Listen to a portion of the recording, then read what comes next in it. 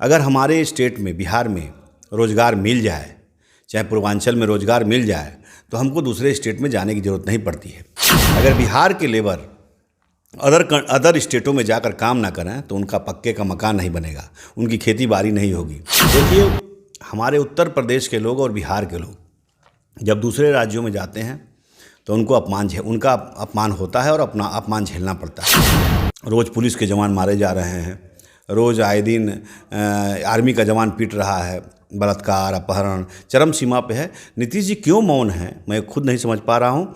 और इसी तरह अगर मौन रहेंगे तो हमको लगता है जनता उनको नकार देगी, लेकिन वहाँ काम करने के बाद हमको अपमानित होना पड़ता है। ये हमारे लिए शर्मिंदगी की बात नहीं है, हमारे जो मुख्यमंत्री हैं उनके लिए शर्मिंदगी की बात है और उनको इस पर शर्मिंदा होना चाहिए। हाँ, ये ज़रूर है कि 2005 से लेकर 2010 तक जिस तरीके से नीतीश कुमार जी ने शासन चलाया था, वो शासन न आज़ादी के बाद से दिखा है न अब दिख रहा है।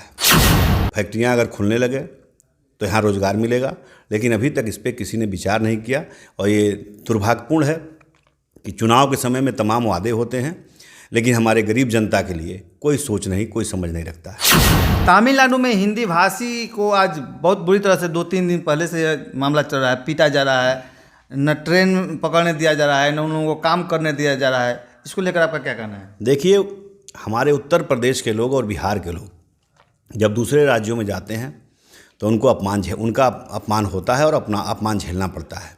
अगर हमारे स्टेट में बिहार में रोज़गार मिल जाए, चाहे पूर्वांचल में रोज़गार मिल जाए, तो हमको दूसरे स्टेट में जाने की ज़रूरत नहीं पड़ती है।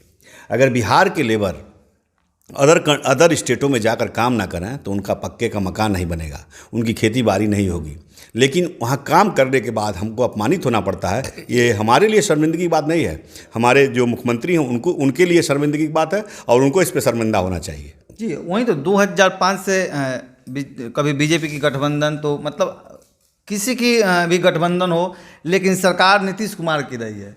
तो आखिर इतना दिन के बाद भी बिहार के लोग बाहर जाकर काम कर रहे हैं, तो आप किसको दोषी मानेंगे? दोषी सरकार को मानते हैं। अगर सरकार की महत्वाकांक्षा अच्छी है तो काम यहाँ पे मिल सकता है, रोज़गार मिल सकता है। यहाँ पे तमाम मीट होते हैं, फैक्ट्रियाँ अगर खुलने लगे तो यहाँ रोज़गार मिलेगा, लेकिन अभी तक इस पर किसी ने विचार नहीं किया। और ये दुर्भाग्यपूर्ण है कि चुनाव के समय में तमाम वादे होते हैं, लेकिन हमारे गरीब जनता के लिए कोई सोच नहीं, कोई समझ नहीं रखता है। कुछ लोग कह रहे थे उस समय का जंगल राज था तो अपराधी बेलगाम था, लेकिन इस साल जो जंगल राज 2 आया है, इसमें पदाधिकारी ही मतलब के हो गए हैं इस तरह का। देखिए, जंगल राज क्या होता है मुझे समझ नहीं आ रहा है। हाँ, ये ज़रूर है कि 2005 से लेकर 2010 तक जिस तरीके से नीतीश कुमार जी ने शासन चलाया था, वो शासन न आज़ादी के बाद से दिखा है न अब दिख रहा है।